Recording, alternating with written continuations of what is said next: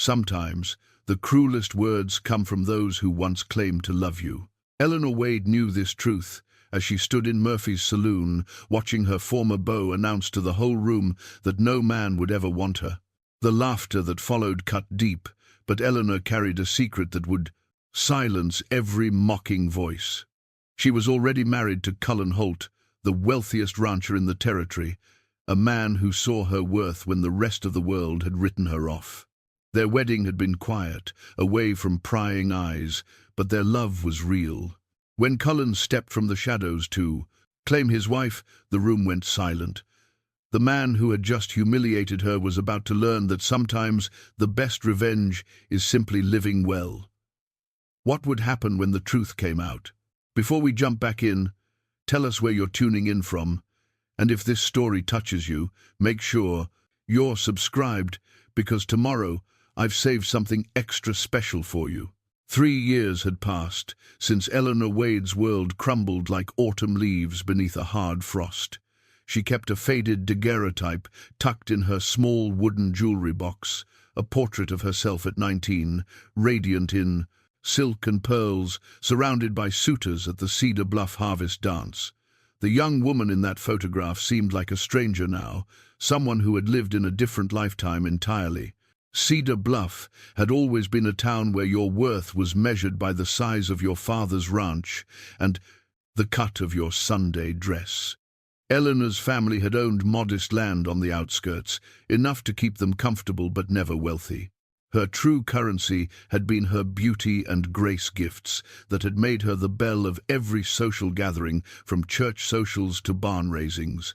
Young men rode from 3 counties over just for a chance to dance with her, and their mothers whispered about which lucky family would claim her as a daughter-in-law.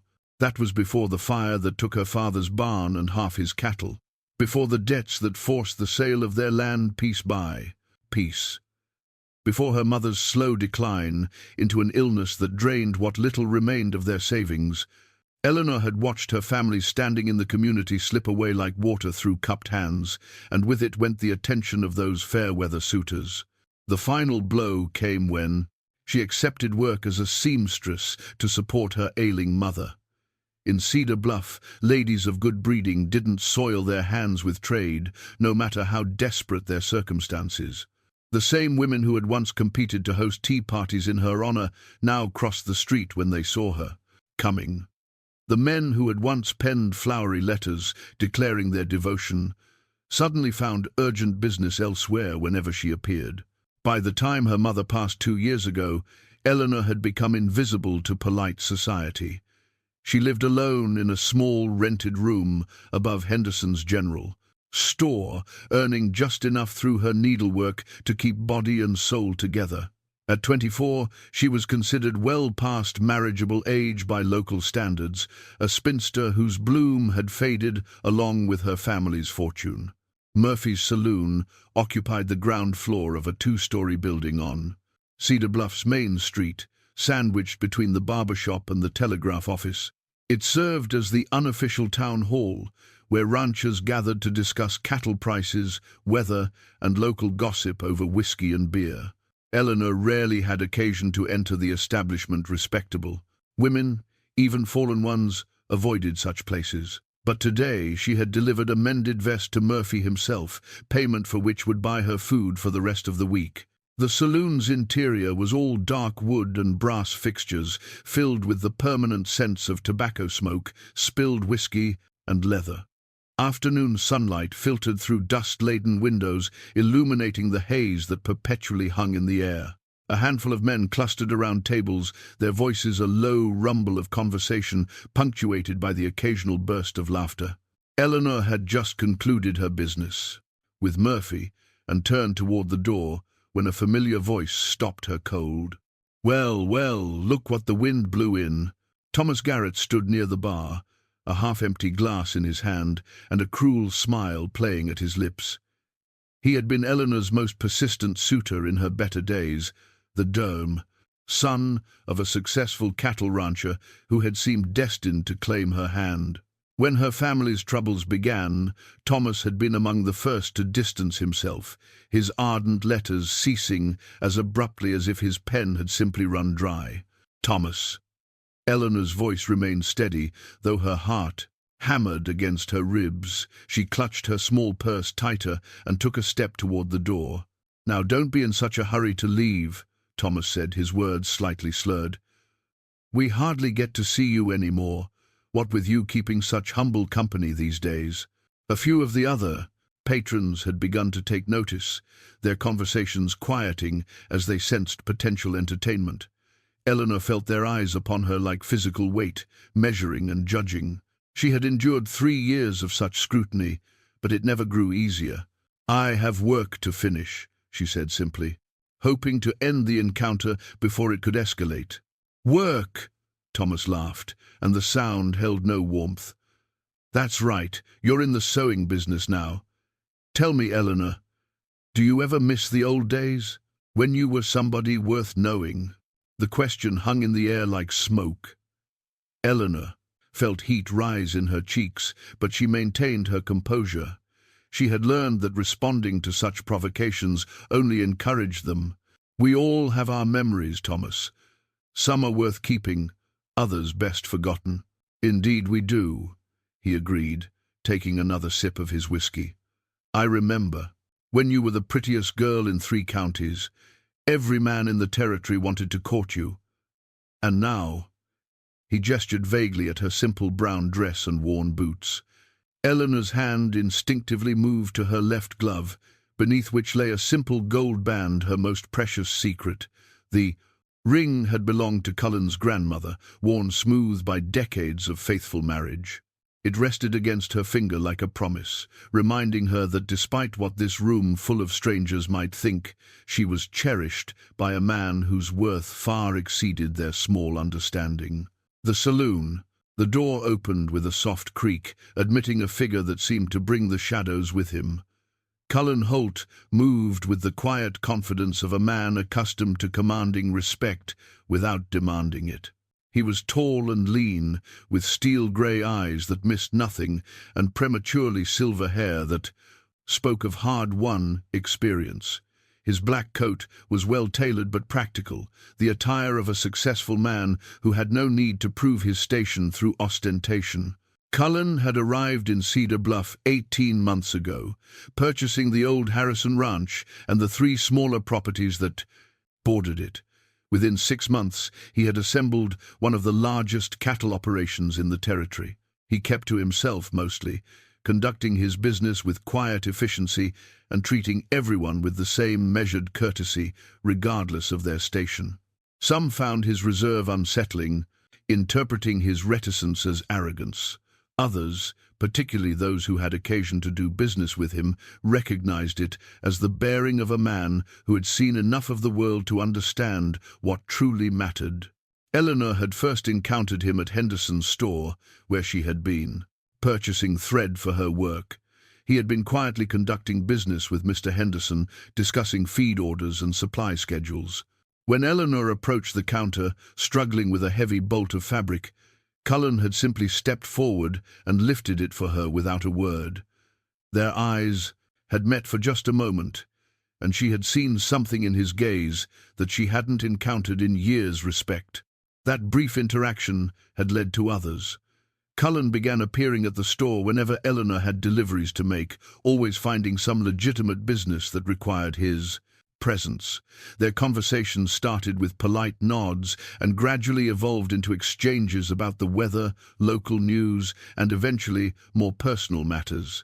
Eleanor discovered that beneath his reserved exterior lay a man of surprising depth and gentleness, someone who understood what it meant to bear loss and find strength in solitude.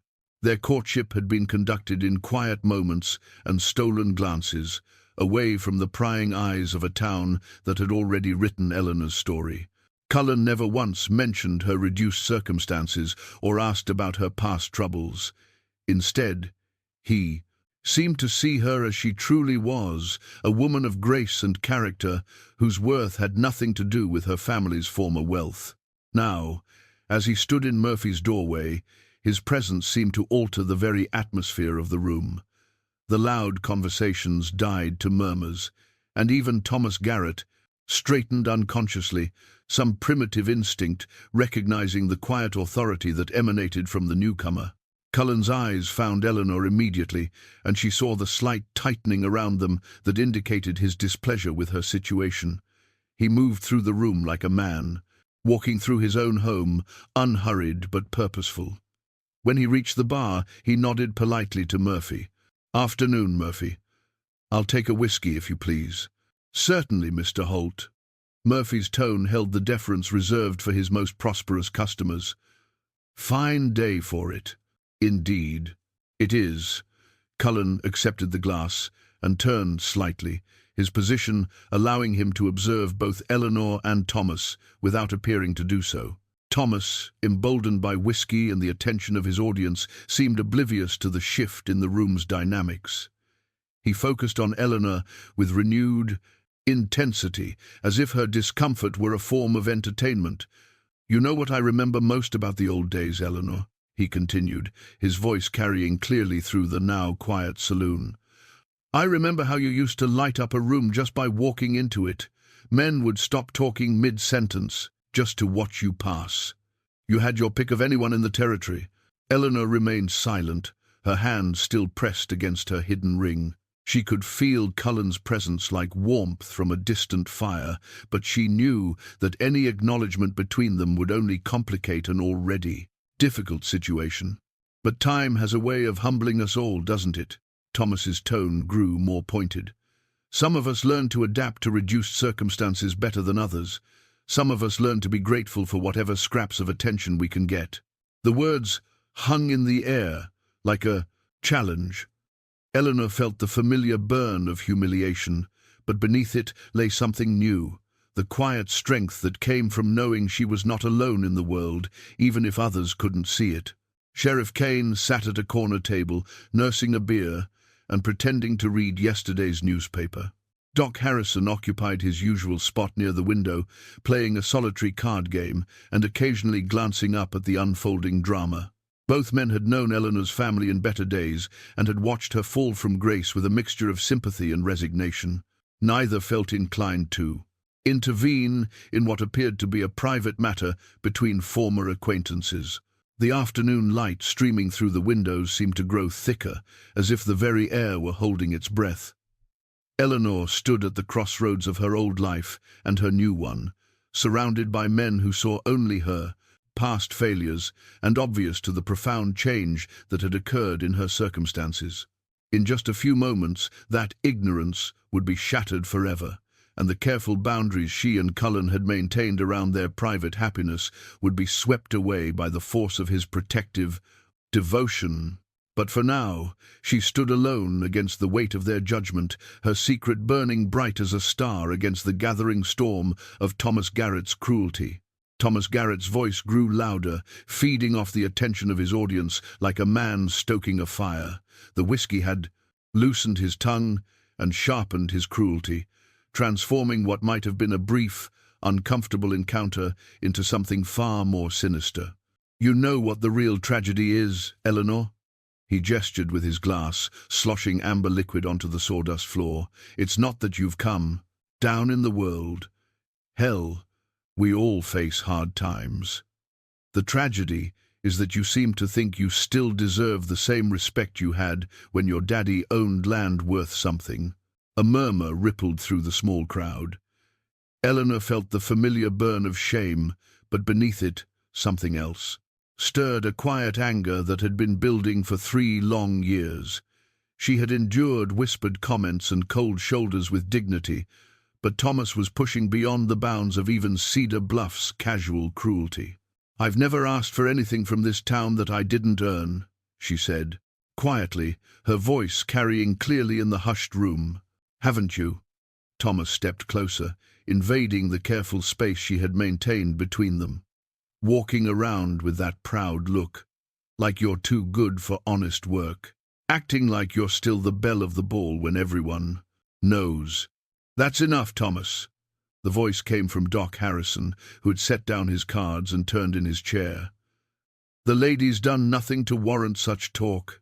The lady!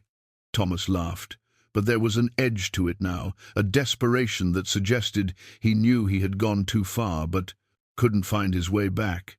Is that what we're calling her now? A lady doesn't take in sewing like a common seamstress. A lady doesn't live alone above a store like some what? Eleanor's voice cut through his words like a blade. For 3 years, she had absorbed every slight and insult in silence, but something in Thomas's tone, a particular ugliness that went beyond mere social snobbery, triggered a response that surprised even her. The room went dead quiet. Even Murphy stopped wiping glasses to watch the confrontation unfold. Thomas's eyes glittered with malicious satisfaction.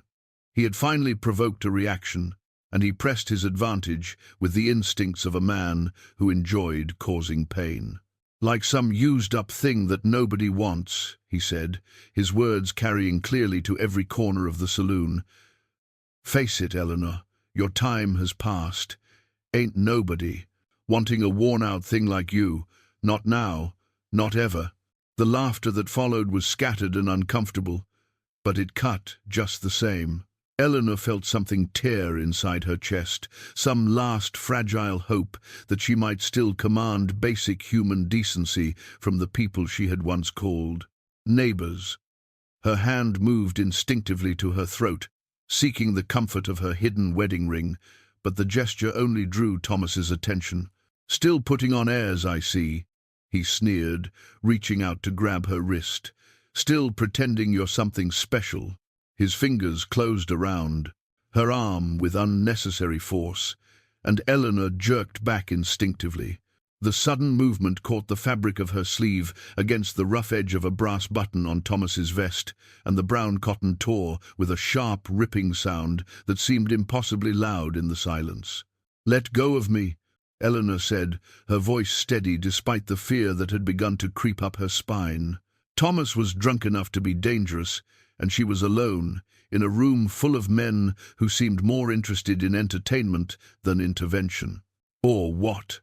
Thomas tightened his grip, and Eleanor winced. Who's going to stop me? Who's going to defend the honor of a woman who... I am. The voice came from directly behind Thomas, spoken so quietly that it barely disturbed the air, yet somehow every person in the room heard it clearly. Cullen Holt had moved with the silent precision of a man accustomed to situations where noise could mean the difference between life and death. He now stood close enough to touch Thomas's shoulder, his presence as solid and unmovable as granite. Thomas spun around, his grip on Eleanor loosening in surprise. When he saw who had spoken, his face went through a series of expressions, confusion, recognition, and finally, calculation. Everyone in Cedar Bluff knew Cullen Holt by reputation, but few had occasion to speak with him directly. Thomas clearly struggled to process this unexpected development. "Mr. Holt," he said, attempting a smile that came out, more like a grimace. "Didn't see you there. We're just having a friendly conversation with an old friend." Cullen's grey eyes moved deliberately from Thomas's face to his hand, which still gripped Eleanor's arm, then back to Thomas's face. The look conveyed volumes without requiring words. "Release her," Cullen said. It wasn't a request.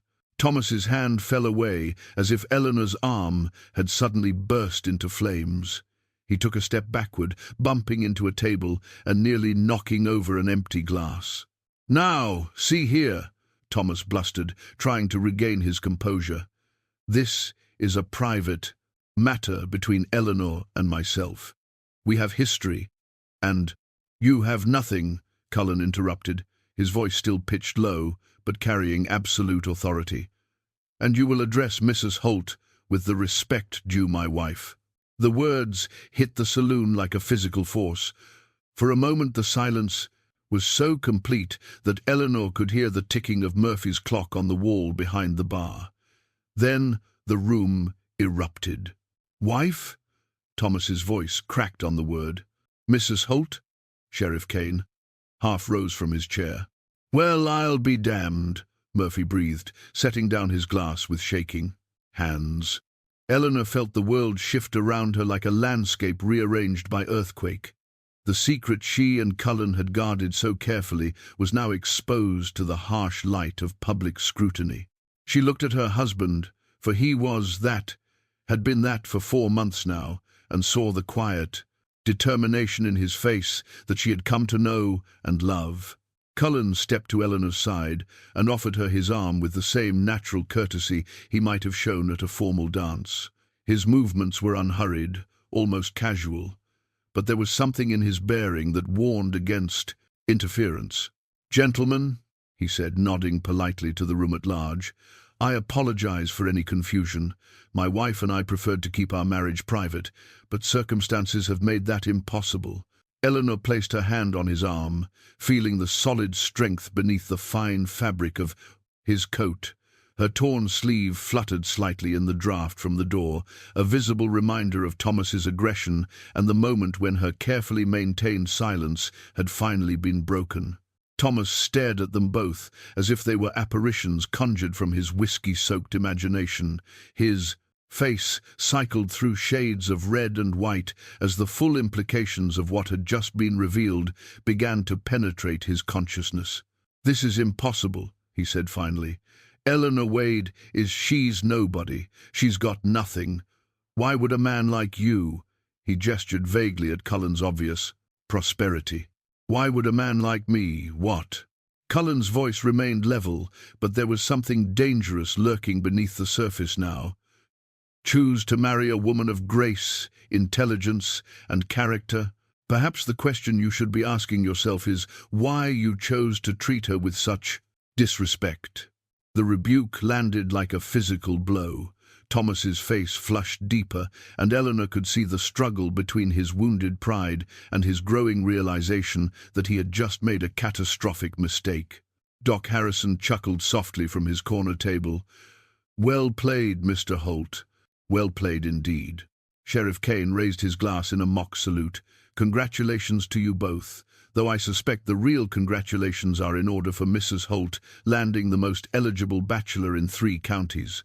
Eleanor felt Cullen's arm tense slightly under her hand at the implication that he was the lucky one in their union, but he said nothing. Instead, he guided her gently toward the door, his movement a clear signal that this particular scene had reached its conclusion. "Good day, gentlemen," he said as they passed through the room. "Murphy, thank you for your hospitality." As they reached the door, Thomas's voice rang out behind them, high and desperate.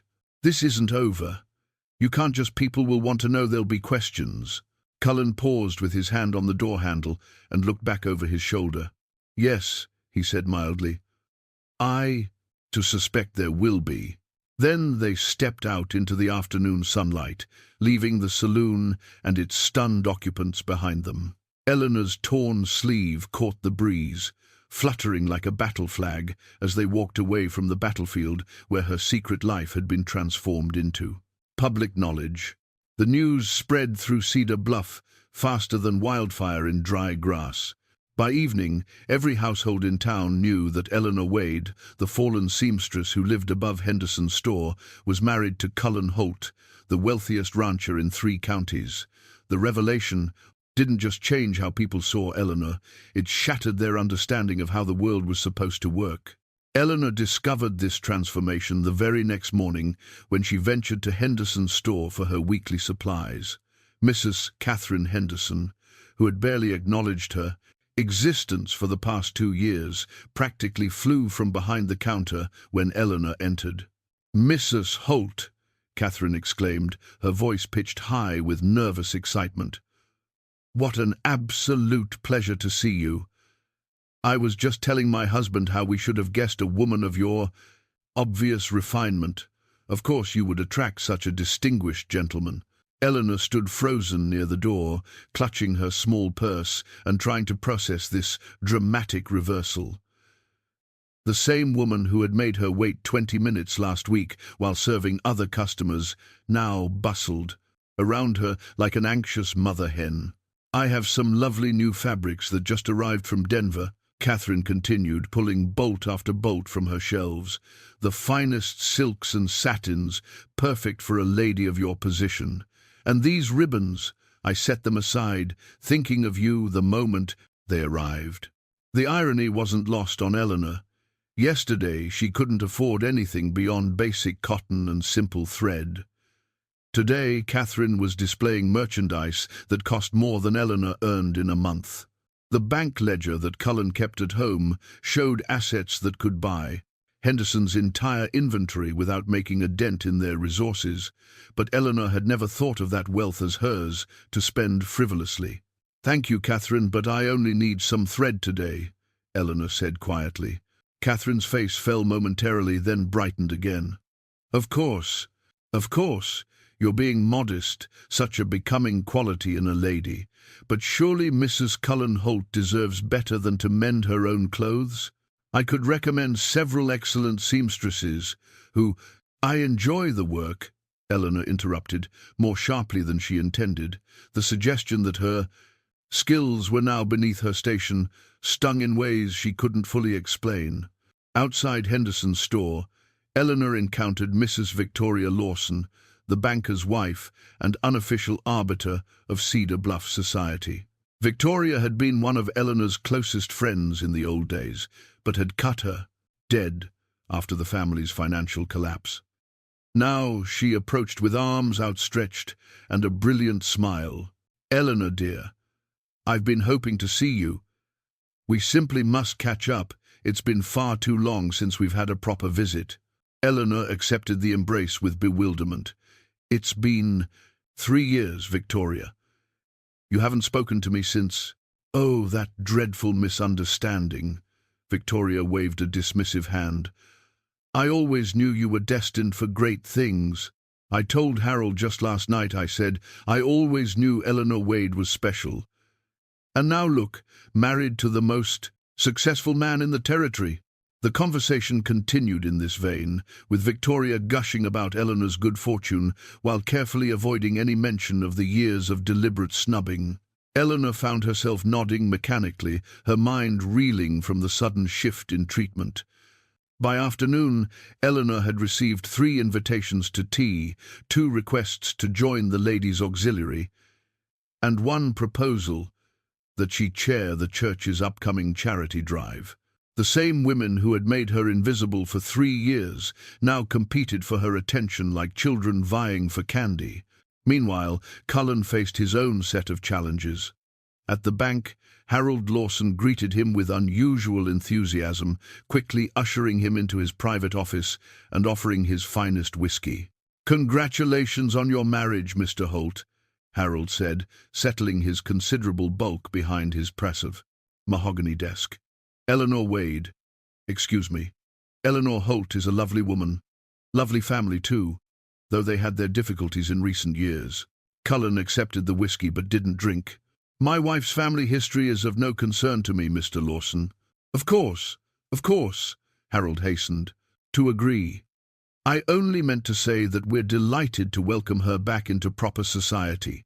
She'll be a tremendous asset to our community organizations." "She was always an asset to this community," Cullen observed quietly. "Perhaps some people simply failed to notice." Harold's smile faltered slightly, but he quickly recovered. "Indeed. Now, about your business interests, I've been thinking about your expansion plans. With a wife to consider, you might want to invest in some more domestic enterprises. The hotel needs renovation, and there's talk of bringing the railroad through. Here, a man of your position might want to consider real estate opportunities in town." Cullen listened politely as Harold outlined various investment schemes, most of which would conveniently benefit the banker's own interests. The sudden concern for his domestic happiness was transparently motivated by greed, but Cullen had encountered enough such men to feel no surprise at their behavior. At the barber shop, the conversation took a different turn. Jim Morrison, the barber, was a plain-spoken man who had always treated Cullen with straightforward honesty. "Got to admit, Mr. Holt, you surprised us all," Jim said as he stropped his razor. Not that Mrs. Holt isn't a fine woman. Just didn't expect such a quiet courtship. Eleanor values her privacy, Cullen replied. As do I. Fair enough. Though I hope you know what you're taking on. Town's been hard on her. These past years. Some folks carry grudges longer than they ought. This was closer to honest counsel than anything Harold Lawson had offered, and Cullen appreciated it. What sort of grudges? Jim shrugged, focusing on his work.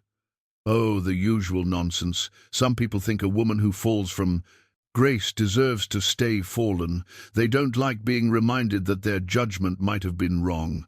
That evening, Eleanor sat at Cullen's kitchen table in the ranch house that was now her home, staring at the invitations and calling cards that had accumulated throughout the day. The contrast with her previous isolation was so stark it felt surreal. They think I'm different now, she said as Cullen joined her. The same people who couldn't spare a kind word when I was struggling now act as if I'm their dearest friend. Cullen poured 2 glasses of wine and settled beside her. Ah, you different? Eleanor considered the question seriously. I don't think so. I'm still the same person I was yesterday morning. But they see me differently because of your name and your money. Does that anger you? It should, Eleanor admitted. But mostly it just makes me sad. If they could be kind to me now, why couldn't they be kind to me then? What does that say about the kind of people they really are? Cullen reached for her hand, noting how naturally her fingers intertwined with his. It says that they're human, with all the weaknesses that implies. The question is what you want to do with their newfound attention. I don't know, Eleanor confessed. Part of me wants to reject every invitation, to show them how it feels to be dismissed. But another part of me thinks that would make me just as petty as they've been. There's no rush to decide, Cullen said gently. Take time to think about what kind of life you want to build here. Outside their windows, the sun set over Cullen's vast holdings, painting the sky in shades of gold and crimson. Somewhere in town, people were undoubtedly still discussing the day's revelations, trying to reconcile their preconceptions with this new reality. Eleanor Wade, the seamstress, was gone forever, replaced by Eleanor Holt, the rancher's wife. But the woman herself remained unchanged, still searching for her place in a world that had revealed its fickleness all too clearly. That night, as Eleanor prepared for the bed in the home she still couldn't quite believe was hers, she discovered something that made her heart stop. Hidden beneath a loose floorboard in what had become her dressing room, she found a small wooden box tied with a faded blue ribbon. Inside lay a collection of letters written in Cullen's careful hand letters she had never seen before, dating back to the early days of their acquaintance. With trembling fingers she opened the first envelope, postmarked 6 months ago but never sent. Asterisk, my dear Eleanor, asterisk, asterisk, I watched you at Henderson's store today, and my heart broke for the loneliness I saw in your eyes. You moved through that place like a ghost among the living, invisible to people who should have seen your worth. I wanted to approach you, to tell you that someone in this town recognizes your grace and strength, but I feared my attention might bring you more gossip than comfort. Asterisk, asterisk. You probably don't remember, but we spoke briefly about the weather. You smiled when you thanked me for helping with your packages, and that smile lit something in me that I thought had died with my Mary and little Sarah. I had forgotten that the heart could feel such things. Again. Asterisk. Asterisk. I am writing this letter knowing I will never send it, but perhaps putting these words to paper will help me find the courage to speak them aloud someday. Asterisk. Asterisk. With deepest respect, Cullen Holt, asterisk. Eleanor's hands shook as she read. Mary and Sarah, names he had never mentioned. She opened another letter. This one dated 3 months later. Asterisk. My dear Eleanor. Asterisk. Asterisk. Today I learned that your mother has passed, and my heart grieves with yours. I stood in the back of the church during her funeral service, watching you bear your sorrow with such dignity that it humbled me. You have no family. Left now, no one to shield you from this town's casual cruelties, and I wished with every fibre of my being that I could offer you the protection of my name. Asterisk. Asterisk. But what right do I have to burden you with the affections of a man who carries his own ghosts? Mary died of fever 5 years ago, along with our daughter. They are buried in a cemetery in Colorado, and some days I feel as though my heart lies buried with them. What could I offer a woman like you, except the companionship of a broken man? Asterisk. Asterisk. Yet, when I see you walking through town with your head held high despite everything, I think, perhaps we broken souls might find healing in each other's company. Asterisk. Asterisk. Yours in sympathy and admiration, Cullen. Asterisk. Tears blurred Eleanor's vision as the truth of their courtship revealed itself through these unsent words. She had thought herself alone in her growing feelings, uncertain whether his kindness stemmed from genuine affection or mere politeness. Now she understood that he had been fighting the same battle, weighing his wounded heart against the possibility of love renewed. The final letter was dated just 2 weeks before their secret wedding. Asterisk. My beloved Eleanor. Asterisk. Asterisk. I can no longer pretend that my feelings for you are anything less than love. When you agreed to walk with me yesterday evening along the creek, and we spoke of books and dreams and all the small things that make life worth living, I knew that I wanted to spend whatever years remained to me in your company. Asterisk. Asterisk. You told me about your father's favorite poem, the one about 2 paths diverging in a wood, and how you sometimes wonder what your life might have been if different choices had been made. I want to tell you that every path, every choice, every moment of sorrow and joy has led you to this place, where our hearts might find each other. Asterisk. Asterisk. I am not a young man, Eleanor. At 42, I am set in my ways and carry burdens that will never fully heal. But I love you with a depth that surprises me daily, and I hope that you might come to love me as well. If you will have me, I would be honored to call you my wife. Asterisk. Asterisk. Tomorrow I will ask you properly, with words spoken aloud instead of hidden on paper. But tonight I wanted to write down this truth. You are not broken, despite what this town has tried to make you believe. You are whole and beautiful and deserving of every happiness. Asterisk. Asterisk. With all my love, Cullen. Asterisk. Eleanor pressed the letter to her chest, remembering that evening by the creek when he had indeed proposed, his words so carefully chosen that she had sensed the depth of thought behind them. She had said yes, not because she was desperate or grateful, but because she recognized in him the same longing for companionship that burned in her own heart. She found him in his study, reading by lamplight. When she appeared in the doorway holding the letters, he looked up with a mixture of surprise and resignation. I should have told you about those, he said quietly. I meant to remove them before you moved in, but why didn't you send them? Eleanor asked, settling into the chair beside his desk. Cullen set down his book and studied her face in the lamplight.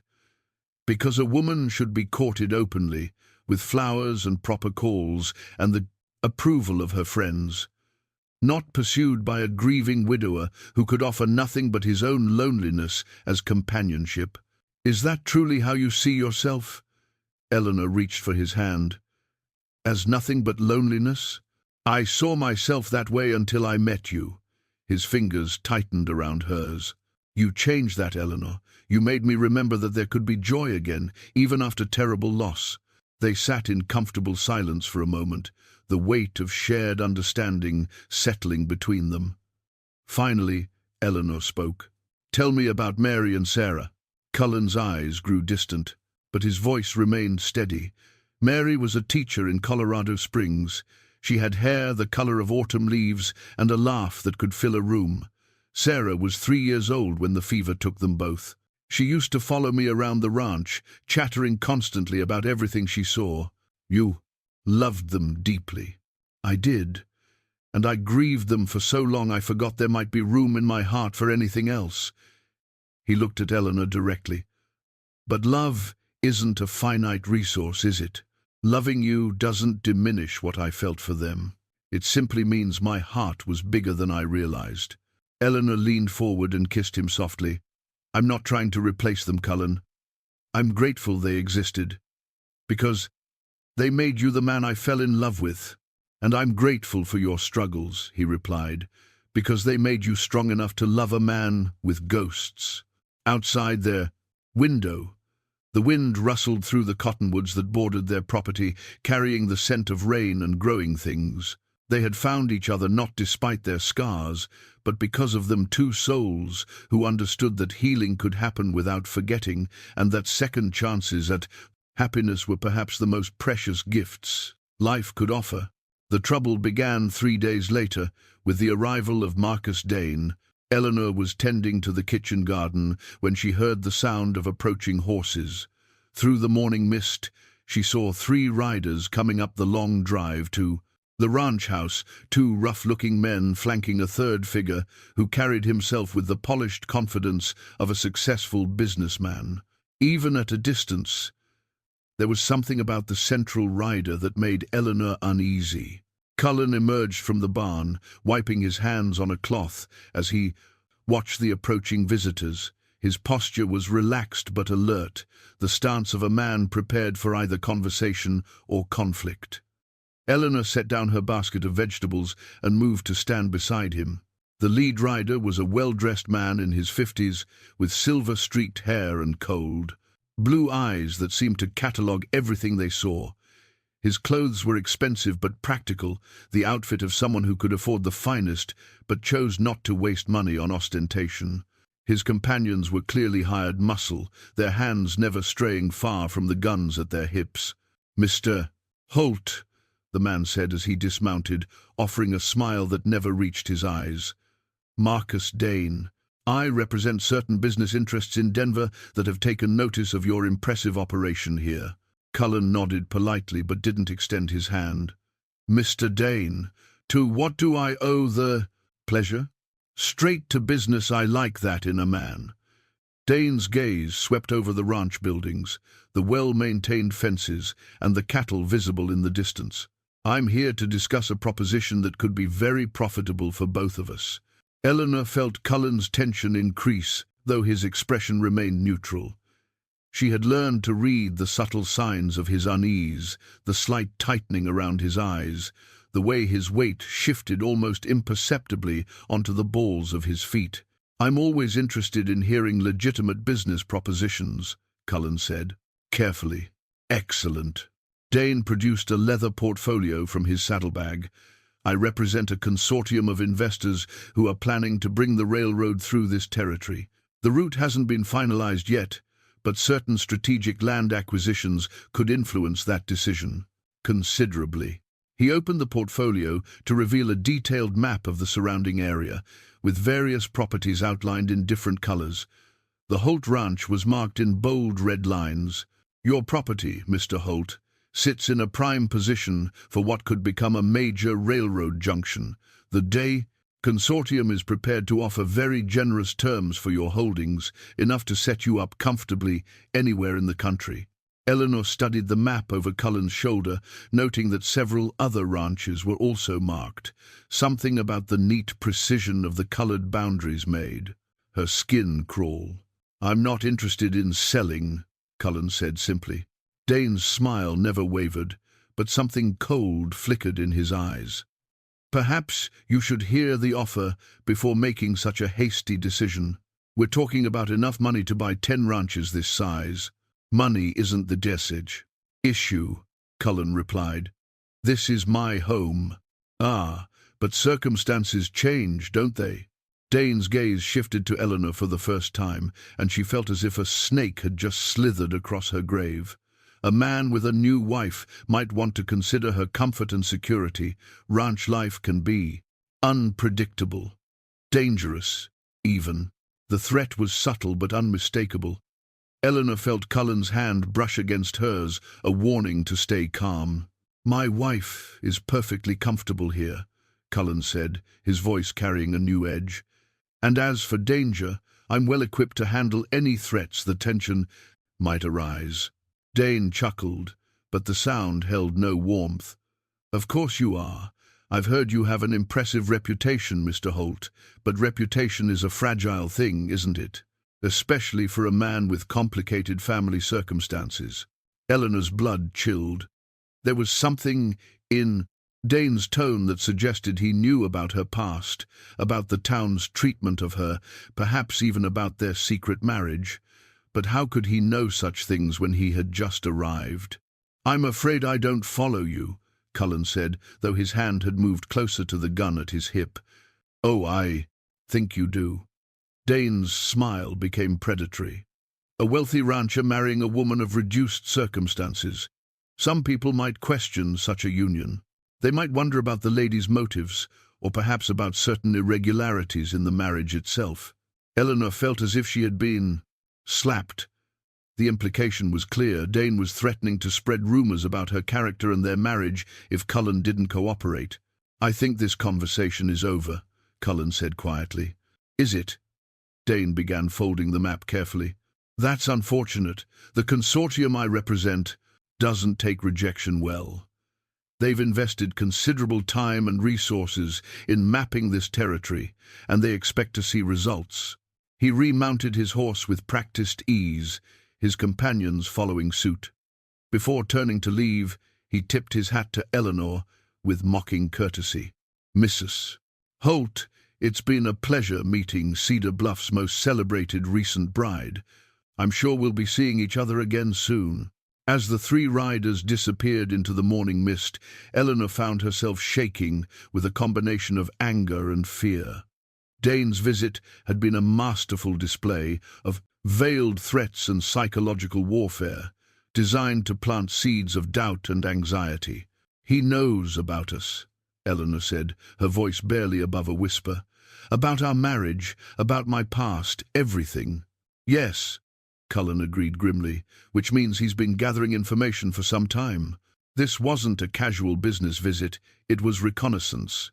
Eleanor picked up the property deed that Cullen kept in his study that evening, examining the legal language that established his ownership of the ranch. The document represented everything they had built together, but now it felt fragile in her hands, vulnerable to the machinations of men like Marcus Dane. "What do we do?" she asked. Cullen was cleaning his rifle, his movements methodical and practiced.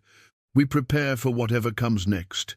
Men like Dane don't make idle threats, they follow through on them, but they also prefer to work in the shadows, using legal manipulation and intimidation rather than direct confrontation." "Because direct confrontation can be costly," Eleanor observed. "Exactly. Which means our best defense is to make ourselves too expensive to attack." He looked up from his weapon. "But I need you to understand. Eleanor, this could get dangerous. If you want to leave, go stay with Doc Harrison, or—" "I'm not leaving," Eleanor interrupted. "This is my home too, Cullen. Whatever comes, we face it together." Cullen nodded, and in his eyes she saw both pride and worry. They were no longer just a couple navigating the social complexities of small-town life. They had become targets in a larger game, one with stakes they were only beginning to understand. Sheriff Kane's badge caught the morning sunlight as he rode up to the ranch house, but there was no gleam of authority in his eyes, only the hollow look of a man who had compromised his principles and was learning to live with the consequences. Eleanor watched from the kitchen window as Cullen stepped out to meet him. Kane had been a family friend once, back when Eleanor's father was alive and the Wade name still carried respect in Cedar Bluff. Now she studied his posture, the slumped shoulders, the way he wouldn't quite meet Cullen's eyes, and knew that Marcus Dane's influence had already begun to spread its poison through their community. "Morning, Mr. Holt," Kane said, dismounting slowly. "I'm afraid I've got some troubling news to share." What kind of news? Cullen's voice remained steady, but Eleanor could see the tension in his stance. Kane pulled a folded document from his vest pocket. There's been some questions raised about your land ownership. Seems someone's found irregularities in the original survey that transferred the Harrison place to you. Eleanor felt her blood turn to ice. The Harrison Ranch had been the cornerstone of Cullen's holdings, the purchase that had established him as a major landowner in the territory. If there were problems with that deed, it could unravel everything he had built. What kind of irregularities? Cullen asked, though Eleanor could tell from his tone that he already suspected the answer. Technical stuff, mostly, Kane said, his discomfort obvious. Boundary disputes, questions about whether old Harrison had clear title to Dudst sell in the first place. The Territorial Land Office wants to review all the paperwork. Cullen took the document and scanned its contents, his expression growing darker with each line. This is a fishing expedition, Kane. Someone's trying to tie up my assets in legal proceedings. Maybe so, Kane admitted. But I've got to serve the notice just the same. There'll be a hearing in 2 weeks.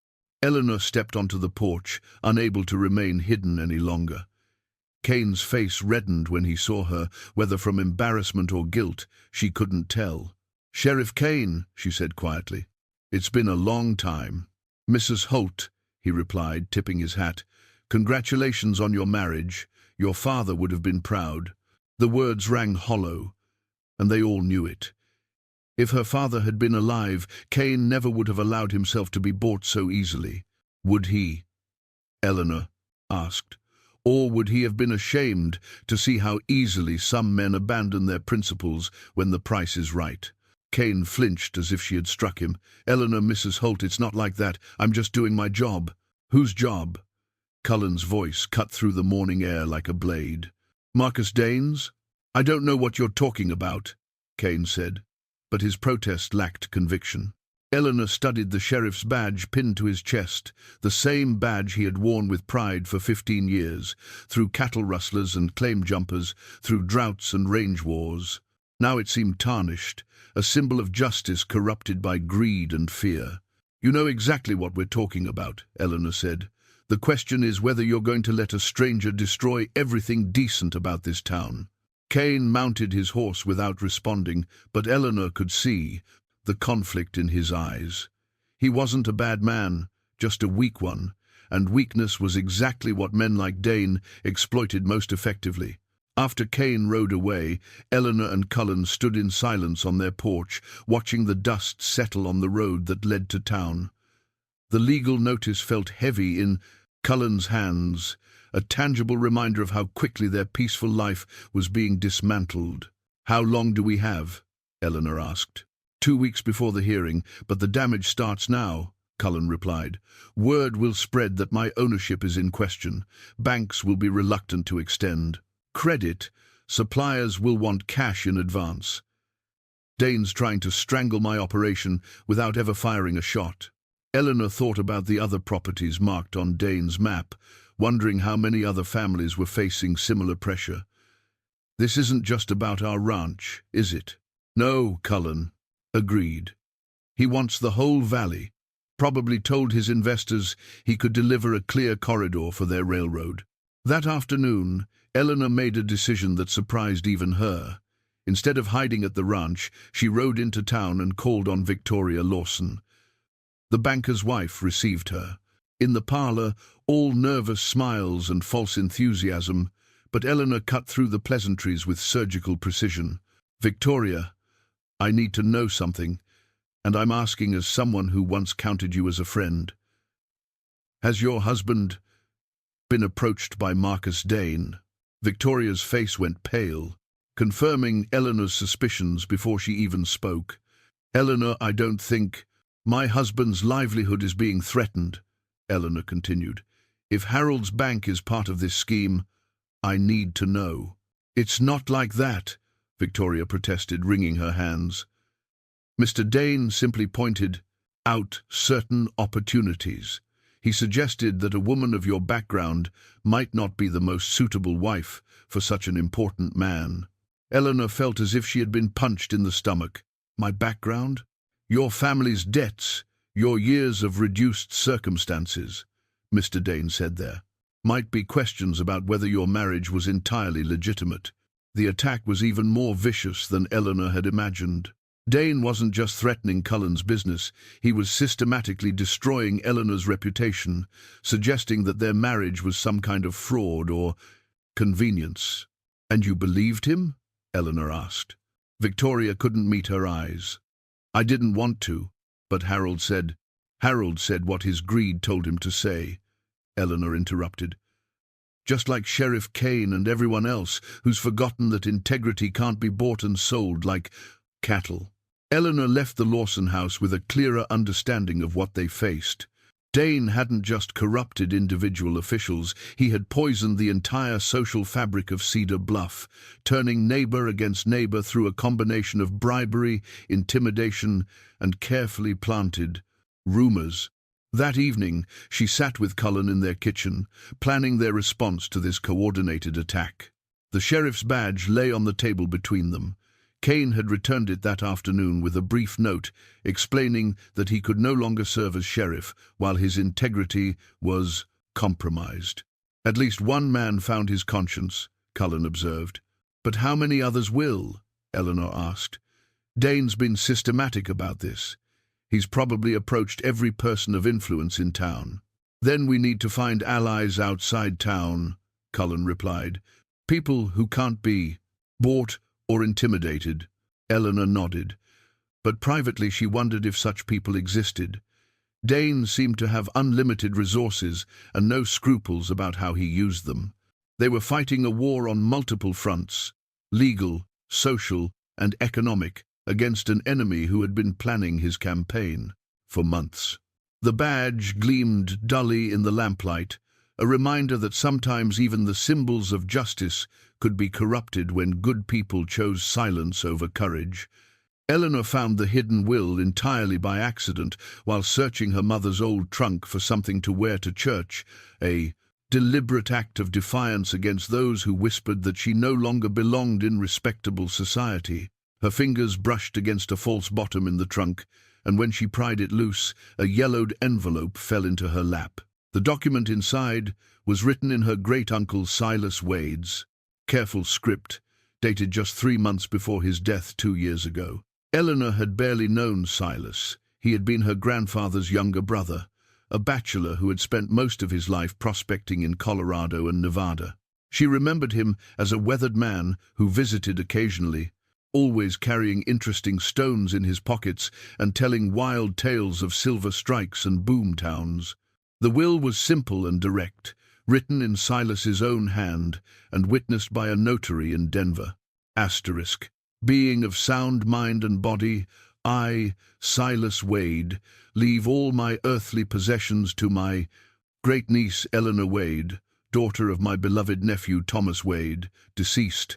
This includes my mining claims in Colorado, my properties in Nevada, and most particularly the land I purchased along Willow Creek in Cedar Bluff County, which I have reason to believe may prove valuable in the coming years due to railroad expansion."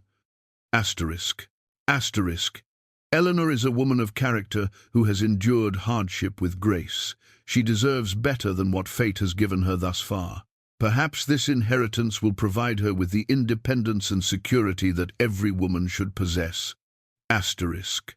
Eleanor's hands trembled as she read the coordinates and legal descriptions that followed. The Willow Creek property wasn't just a small parcel, it was nearly 2,000 acres of prime land that bordered both the Holt Ranch and the town of Cedar Bluff. More importantly, according to the notes Silas had included, it contained the only viable water source for miles around and sat directly in the path of the proposed railroad route. A second document, stamped by the Territorial Land Office, confirmed that the property had been legally transferred to Eleanor Wade 6 months before her marriage to Cullen Holt. She had been a woman of substantial means, without even knowing it, owner of land that Marcus Dane would kill to possess. Eleanor sank onto her old bed, the implications washing over her like a cold tide. This wasn't just about Cullen's ranch. It had never been just about Cullen's ranch. Dane had discovered Silas's purchase and realized that the key to his entire railroad scheme lay in the hands of a seamstress who didn't even know she owned it. Everything made terrible sense now. Dane's interest in her background, his threats about their marriage being questioned, his systematic campaign to isolate and intimidate them. He had been trying to force her into a position where she would be desperate enough to sell or vulnerable enough to be cheated out of her inheritance entirely. The most chilling realization was that her marriage to Cullen had actually complicated Dane's plans. As a single woman of reduced circumstances, Eleanor would have been easy to manipulate or defraud. As the wife of the most powerful rancher in the territory, she was protected by both law and her husband's reputation. Dane had been forced to escalate his tactics, attacking both of them to create the chaos he needed to seize her property. Eleanor rode back to the ranch, with the will hidden in her bodice, her mind racing with possibilities and dangers. When she found Cullen in the barn, grooming his horse with the careful attention that characterized everything he did, she could barely contain her excitement and fear. "We need to talk," she said without preamble. Privately, Cullen took one look at her face and led her to his study, closing the door behind them. Eleanor produced the will with shaking hands and watched his expression change as he read. "My God," he breathed. "Eleanor, do you understand what this means?" "It means I'm not the penniless woman everyone thought I was," she said, her voice carrying a mixture of wonder and bitter irony. "It means Marcus Dane has been hunting me, not you." Cullen studied the legal descriptions carefully, his business-trained mind quickly grasping the strategic importance of the property. This land controls water rights for half the valley. Anyone wanting to run a railroad through here would need access to Willow Creek for their steam engines. "And I own it," Eleanor said, still hardly. Believing the words, "Uncle Silas left me the one piece of land that makes Dane's entire scheme possible, which explains why he's been so interested in your personal history," Cullen realized. He needed to find a way to discredit you, to make people question your right to inherit or your competence to manage such valuable property. Eleanor began to pace the small room, energy coursing through her veins. All his talk about questionable marriages and women of reduced circumstances, he was trying to build a case that I'm not fit to own land worth a fortune.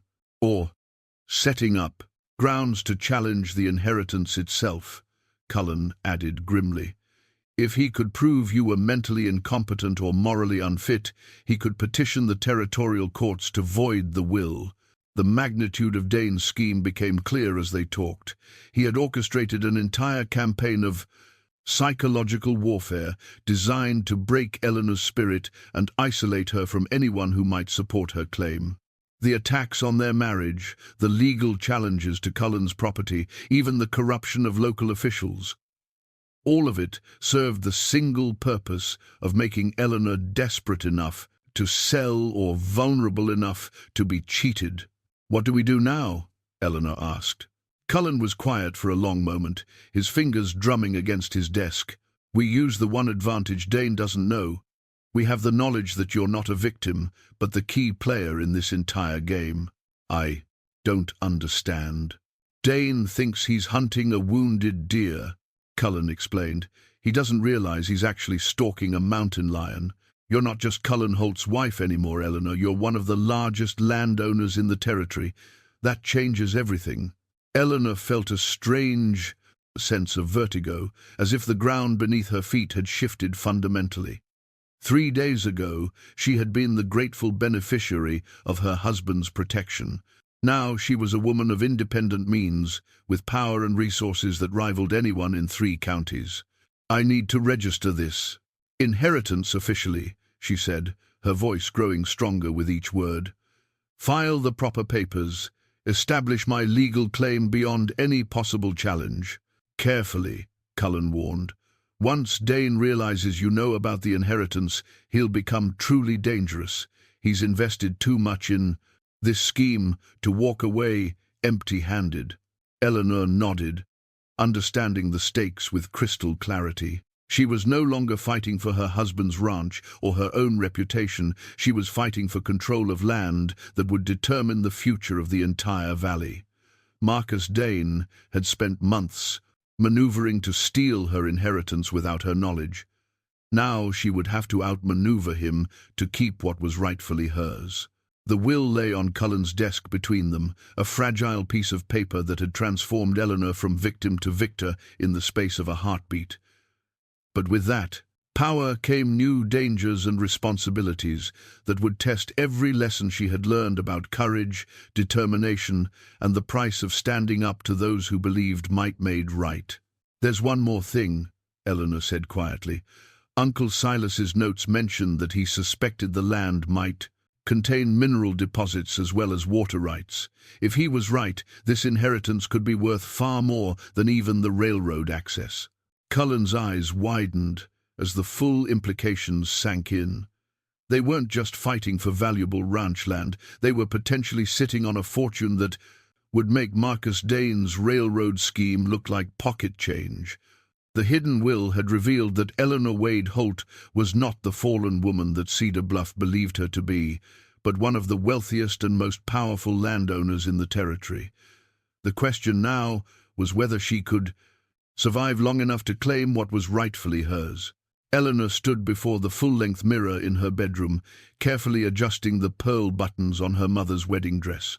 The ivory silk had yellowed slightly with age, but the garment still carried an elegance that spoke of better times and enduring love. She had chosen to wear it for their public wedding ceremony, a declaration that she was proud of both her heritage and her marriage, regardless of what gossips might whisper. The dress represented everything Marcus Dane sought to destroy: family legacy, personal dignity, and the right to claim one's place in the world without apology. As Eleanor smoothed the delicate lace at the neckles, she thought about her mother wearing this same gown 30 years ago, full of hope for the future and confident in her worth as a woman and wife. "You would be proud of me today, Mama," she whispered to her reflection. "I'm not hiding anymore." The public ceremony had been Cullen's idea, proposed after they had spent 3 days preparing their legal strategy and gathering evidence of Dane's corruption. Rather than skulking in the shadows while their enemies spread lies, they would stand openly before the community and force people to choose sides. "Let them see us together," Cullen had argued. "Let them watch us exchange vows in daylight, with witnesses and celebration. Make it impossible for anyone to question the legitimacy of our marriage or your right to be treated with respect." Eleanor had agreed, but she knew the ceremony would serve another purpose as well. By making themselves visible and vulnerable, they would force Dane to reveal his hand. A man who operated in shadows and relied on intimidation couldn't allow such a public display of defiance to go unchallenged. Downstairs, she could hear the sounds of preparation as friends and hired help arranged flowers and set up tables on the front lawn. Doc Harrison had agreed to officiate, despite the obvious risks to his own reputation. Former Sheriff Kane, had volunteered to help with security, his conscience finally overriding his fear of retaliation.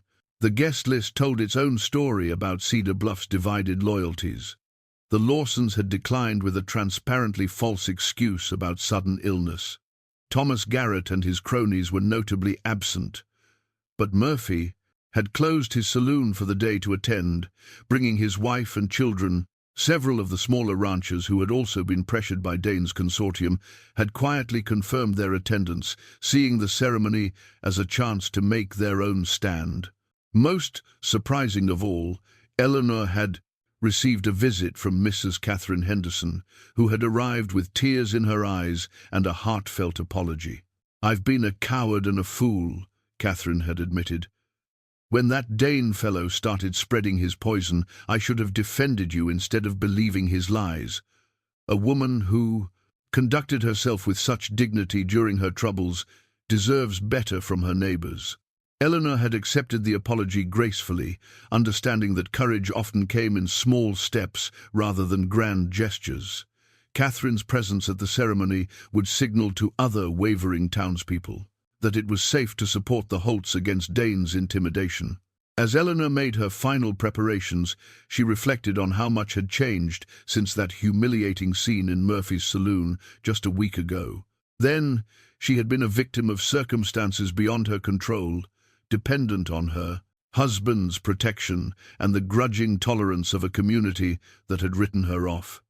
Now, she was a woman of independent means, with the power to shape her own destiny and the responsibility to use that power wisely. The irony wasn't lost on her that Dane's campaign of harassment had actually strengthened her position. By forcing their marriage into the open and attacking their reputations so viciously, he had given them no choice but to fight back with everything they had.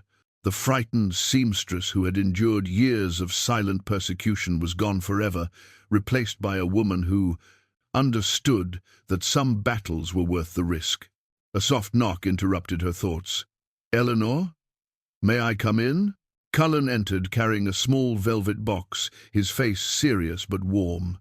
He wore a black suit that emphasized his silver hair and steel-grey eyes, looking every inch the successful rancher, but also something more.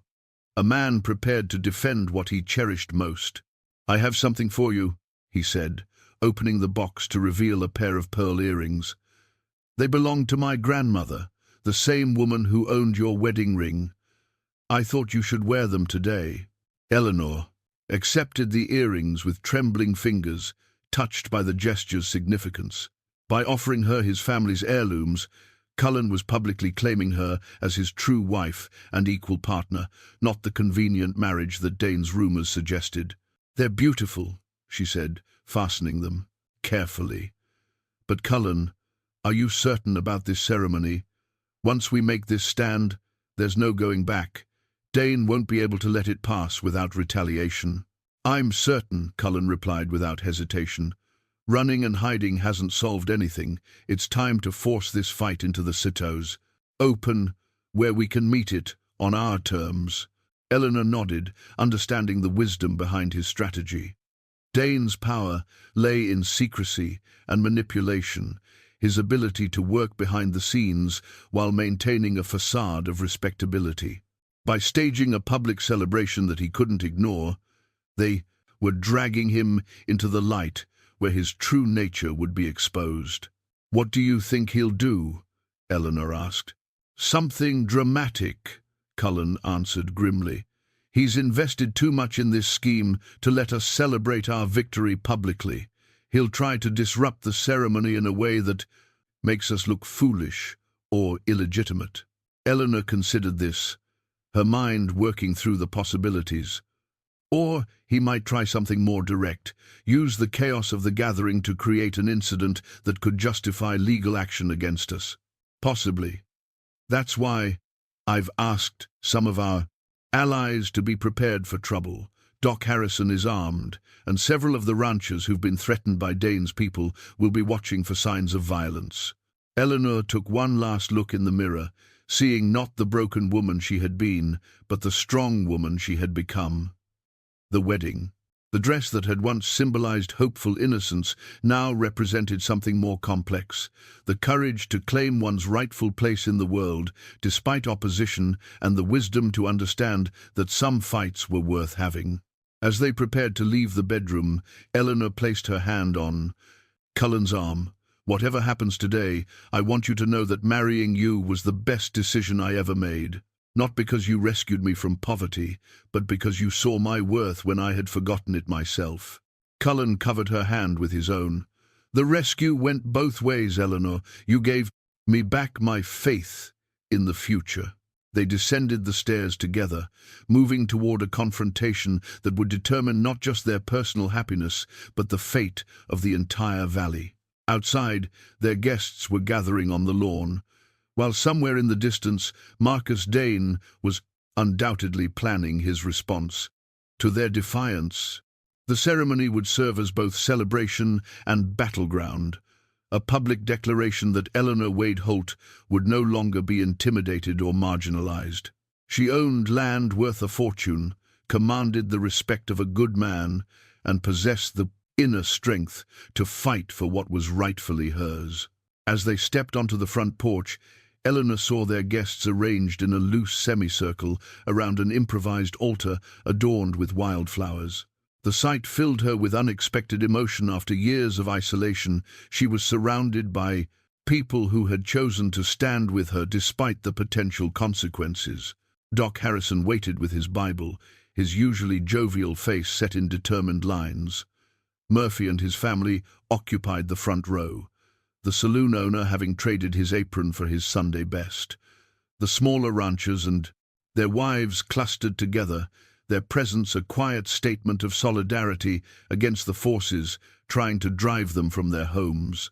But even as Eleanor took in the supportive gathering, she noticed the riders on the distant hilltop, dark figures silhouetted against the afternoon sky, watching and waiting for the right moment to strike. Marcus Dane had accepted their challenge, and the final confrontation was about to begin. The wedding dress rustled softly as Eleanor walked toward her future, carrying with her the legacy of her mother's love, the strength of her own convictions, and the knowledge that sometimes the greatest victories came to those brave enough to stand up and be counted when it mattered most. The ceremony began at precisely 4 o'clock, with the late afternoon sun casting golden light across the gathered crowd. Cullen's silver pocket, watch his father's timepiece that had kept perfect time through 3 generations, showed the exact moment when Doc Harrison opened his Bible and cleared his throat to address the assembled guests. "Dearly beloved," Doc began, his voice carrying clearly across the lawn, "we are gathered here today to witness and celebrate the public affirmation of marriage between Cullen James Holt and Eleanor Margaret Wade Holt." Eleanor felt a surge of gratitude for the careful phrasing. By acknowledging that this was an affirmation rather than a first ceremony, Doc was establishing the legitimacy of their existing union while allowing them to celebrate it openly. The distinction would matter in any future legal challenges to their marriage. The crowd was small but significant. Murphy stood with his hat in his hands, his weathered face serious with the gravity of the moment. Several ranch families had positioned themselves strategically around the perimeter, their eyes constantly scanning the horizon for signs of trouble. The atmosphere was festive but tense, like a celebration held in the eye of a gathering storm. Eleanor held Cullen's hand as Doc spoke about the sanctity of marriage and the importance of standing together against life's challenges. The words carried special weight given their circumstances, and she could see understanding in the faces of their guests, people who knew that this ceremony was about more than romance, that it was a declaration of defiance against those who sought to tear them down. Marriage, Doc continued, is not just the joining of 2 hearts, but the creation of a partnership strong enough to weather any storm. Cullen and Eleanor have already proven the strength of their bond through adversity. Today, we celebrate that triumph. As Doc spoke, Eleanor noticed Cullen's subtle hand signals to their allies positioned around the gathering. The pocket watch in his vest caught the sunlight as he checked the time. Everything was proceeding according to plan, but they all knew that Marcus Dane's response would come soon. The first sign of trouble was a dust cloud on the eastern road. Eleanor spotted it over Doc Harrison's shoulder and felt her pulse quicken. The timing was too precise to be coincidental. Dane had waited until the ceremony was well underway before making his move.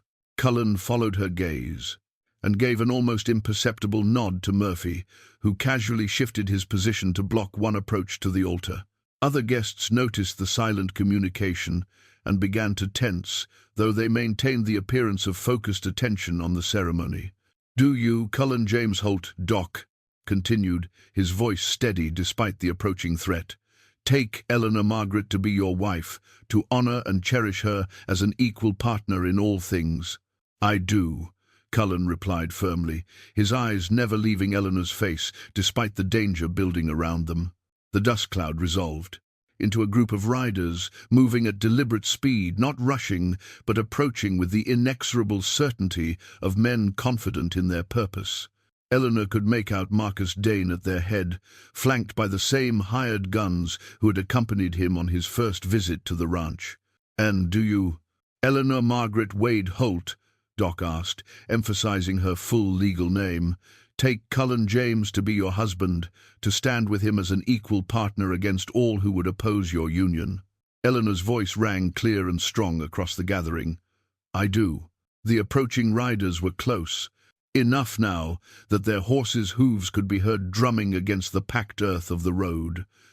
The wedding guests began to turn, their festive mood shifting to something harder and more determined. Doc Harrison closed his Bible with deliberate care, his movements unhurried despite the obvious threat. "Then by the authority vested in me by the territory of Montana, and in the presence of these witnesses, I pronounce you husband and wife again and always." The last words carried a note of defiant humor that drew appreciative chuckles from the crowd, but the laughter died as Dane's party crested the small hill that led to the ranch house. There were 8 riders in total, all armed and arranged in a formation that suggested military training. Eleanor felt Cullen's hand tighten around hers as they turned to face the approaching threat together.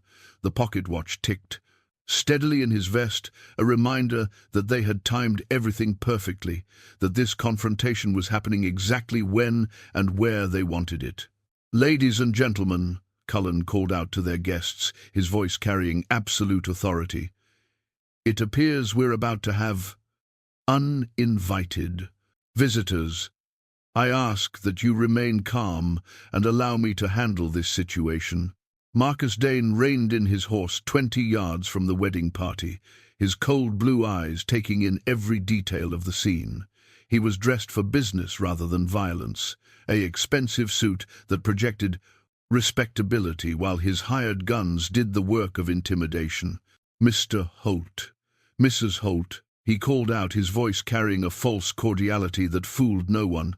"What a touching scene, though I'm afraid I have some business to discuss that simply can't wait." The timing was perfect from Dane's perspective, a public humiliation designed to destroy the ceremony's symbolism and reduce Eleanor to tears before the gathered witnesses. But he had made one crucial miscalculation. He still thought he was dealing with the broken woman who had endured years of silent suffering. The woman in the wedding dress who stepped forward to meet his challenge was someone entirely different. Eleanor stepped forward before Cullen could intervene, her mother's wedding dress rustling with quiet authority. In her hand, she held the marriage certificate that Doc Harrison had just signed, the legal document that would make it impossible for anyone to question the legitimacy of their union. "Mr. Dane," she said, her voice carrying across the sudden silence like a bell, "how thoughtful of you to attend our celebration, though I don't recall extending an invitation." Dane's confident smile faltered slightly at her calm demeanor.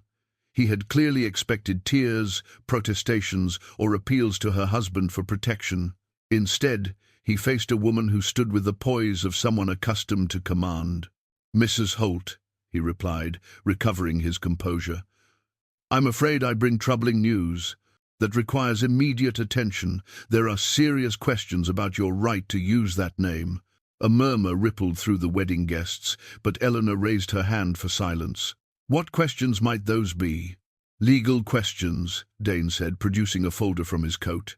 "It's come to my attention that certain property transfers associated with your marriage may not be entirely legitimate. The territorial court has issued an injunction freezing all assets until the matter can be resolved." The document he brandished looked official enough to convince anyone who didn't examine it closely. Eleanor, however, had spent the past 3 days learning everything she could about territorial law and property rights. "May I see this alleged injunction?" she asked politely. Dane hesitated for just a moment, long enough for Eleanor to know that the document was either fraudulent or obtained through false pretenses. "I'm afraid it's a matter for the courts now. You'll need to come with me to Cedar Bluff for questioning." "Will I?" Eleanor's tone remained conversational, but there was steel beneath the silk. "And under whose authority would you compel me to do so?" "The boat authority of the territorial government," Dane blustered. "I'm acting as an appointed representative. Show me your credentials," Eleanor interrupted. "Show me the official appointment that gives you the right to interrupt a private ceremony and make demands of citizens." Dane's face darkened, as he realized that Eleanor wasn't the easily intimidated woman he had expected. His hired guns shifted restlessly in their saddles, hands moving closer to their weapons. "Mrs. Holt," Dane said, his voice taking on a harder edge, "you're making this much more difficult than it needs to be. Come, quietly now, and this matter can be resolved without embarrassment." Eleanor smiled, an expression that would have chilled Marcus Dane to the bone if he had been wise enough to recognize it. "Mr. Dane, I think there's been a fundamental misunderstanding about who holds the power in this situation." She reached into her bodice and withdrew the hidden will, holding it up so that everyone present could see it clearly.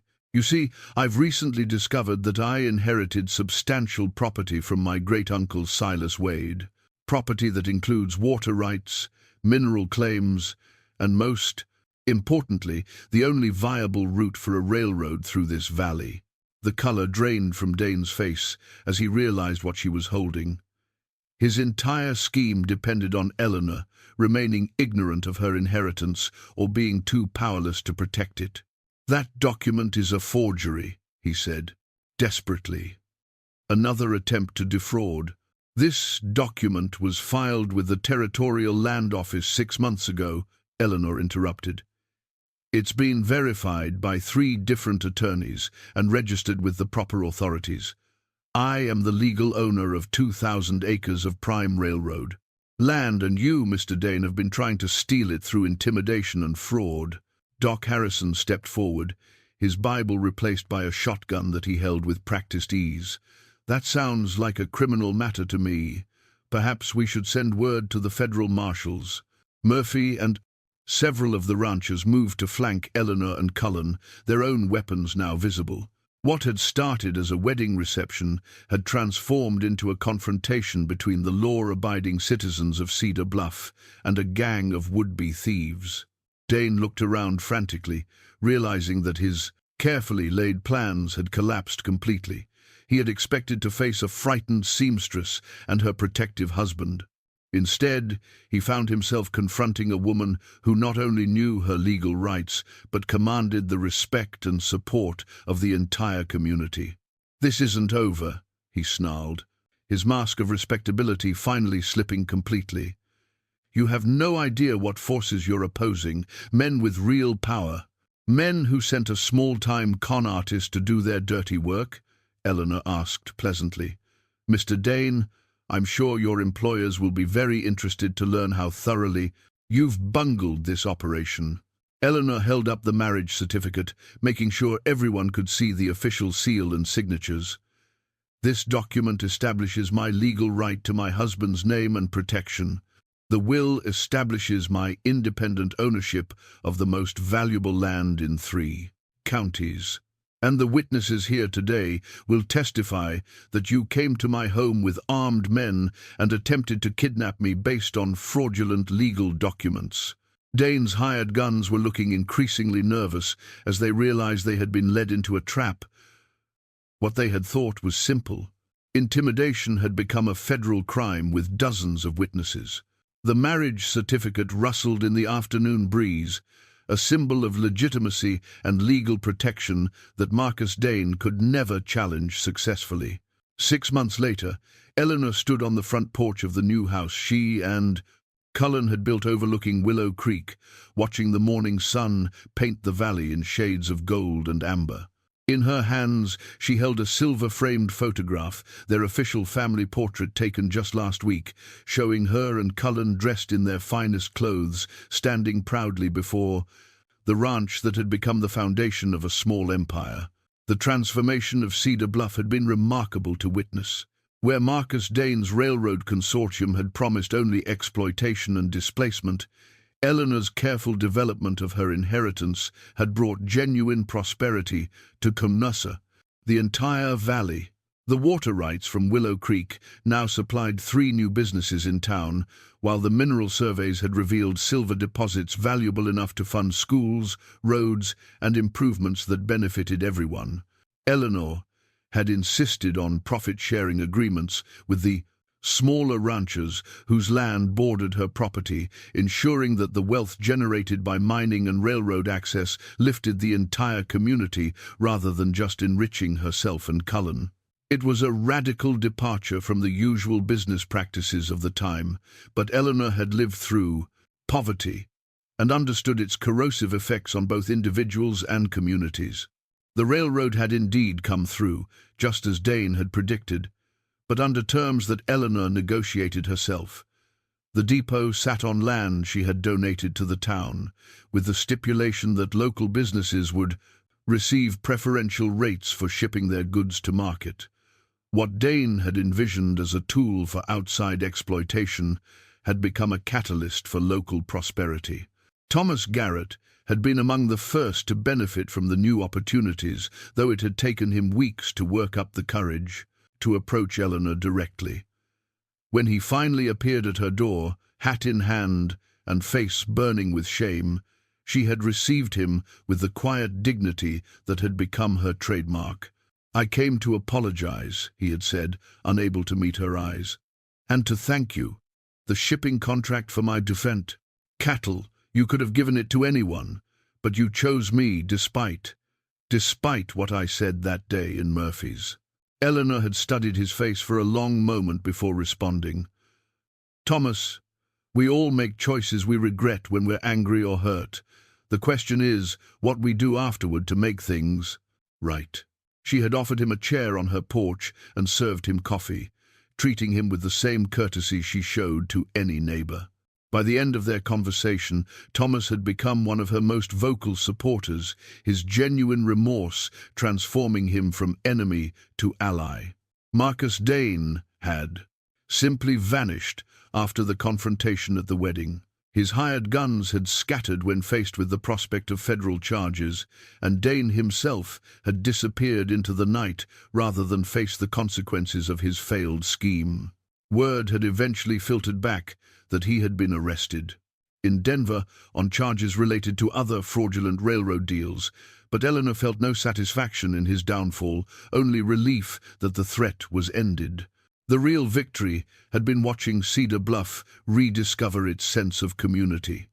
Sheriff Kane had been reinstated by popular demand, his conscience cleansed by his decision to stand with the Holts when it mattered most.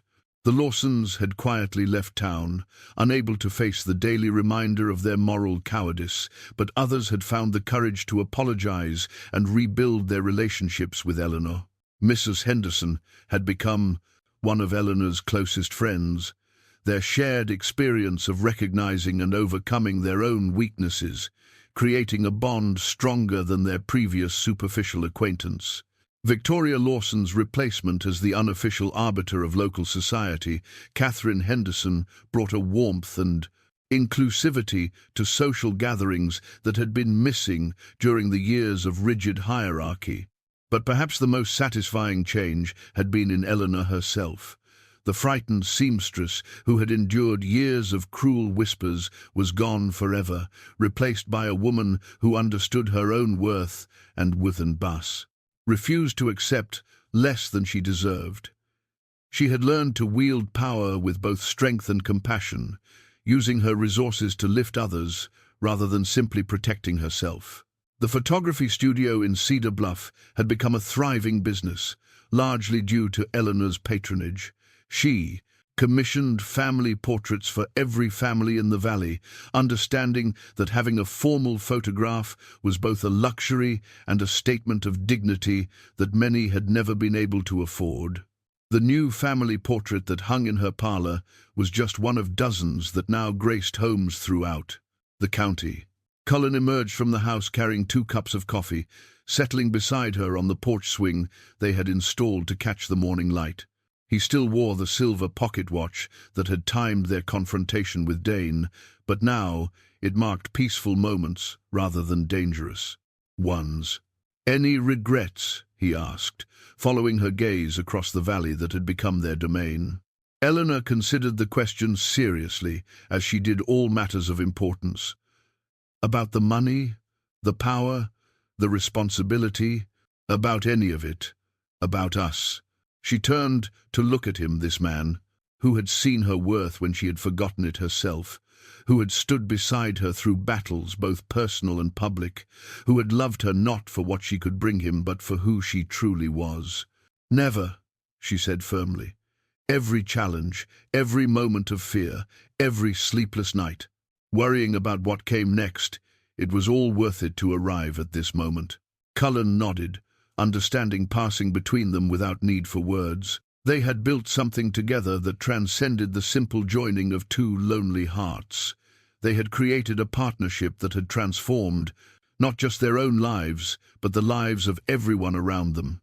The family portrait caught the morning light, reflecting their faces back at them, a man and woman who had found love in their maturity, who had faced down enemies and emerged victorious, who had learned that the greatest success came not from accumulating wealth, but from using it wisely. Eleanor Wade Holt, once the scorned seamstress of Cedar Bluff, was now the most respected woman in 3 counties. But more importantly, she was happy deeply, genuinely happy in a way she had never imagined possible during those dark years of struggle and isolation. The portrait would hang in their home for generations, a testament to the truth that sometimes the greatest victories belong to those who refuse to surrender when life seemed darkest.